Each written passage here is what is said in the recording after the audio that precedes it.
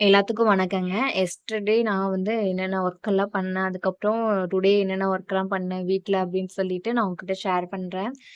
இத பத்தின வீடியோ தான் இன்னைக்கு. அதுக்கு பிறகு எனக்கு தெரிஞ்ச சில விஷயங்கள நான் வந்து உங்ககிட்ட ஷேர் பண்றேன்.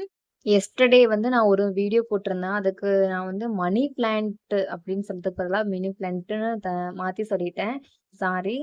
அதுக்கு வந்து கமெண்ட் பண்ணியிருந்தாங்க. தேங்க் யூ அவங்களுக்கு. இதுலயே வந்து சாப்பாடுலாம் செஞ்சு முடிச்சாச்சு. அதுக்கு பிறகு வயிறு பசிக்குது அப்படின்னு சொல்லிட்டு நானும் சாப்பிட்டுருந்தேன். அப்ப எங்க வீட்டுக்காரரு இங்கேயே வந்து சனி சந்தை தான். அங்கேயே வர வழியில வந்து சமோசா வாங்கிட்டு வந்தாரு.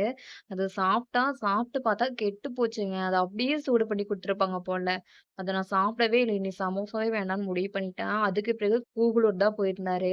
அதனால வந்து தேங்காய் பால் வாங்கிட்டு வந்தாரு. அப்புறம் அத குடிச்சுட்டு நாங்க போய் தூங்க போயிட்டோம். நெக்ஸ்ட் வந்து மார்னிங் தான் எங்க வீட்டுக்காரர் வந்து கோவிலுக்கு போயிட்டாரு. அங்க திருச்செங்கோடு போயிட்டாரு. அதனால வீடெல்லாம் தொடச்சு விட்டுட்டோம். ஏன் அடுப்பு யூஸ் பண்றதே இல்ல இப்ப ரொம்ப நாளாவே. ஃபர்ஸ்ட்டெல்லாம் ஈவினிங் கூட நான் வச்சுப்பேன். இப்ப அதுவுமே செய்றதில்ல. சரி அப்டின்னா உருளைக்கிழங்கு வந்து வெளி அடுப்புல வேக வச்சுக்கலாம் அப்படின்னு சொல்லிட்டு நாங்க வெளி அடுப்புல தான் வேக வச்சோம். அதுக்கு பிறகு அத்தையும் வந்து வாசலுக்கு சாணி எல்லாம் தெளிச்சு விட்டுட்டாங்க. அதுக்கு பிறகு நான் வந்து ரசமும் தாளிச்சு விட்டுட்டேன். சாப்பாடு வந்து உள்ள வச்சுட்டேன். உருளைக்கிழங்கும் வந்து வெந்துட்டே இருந்துச்சு.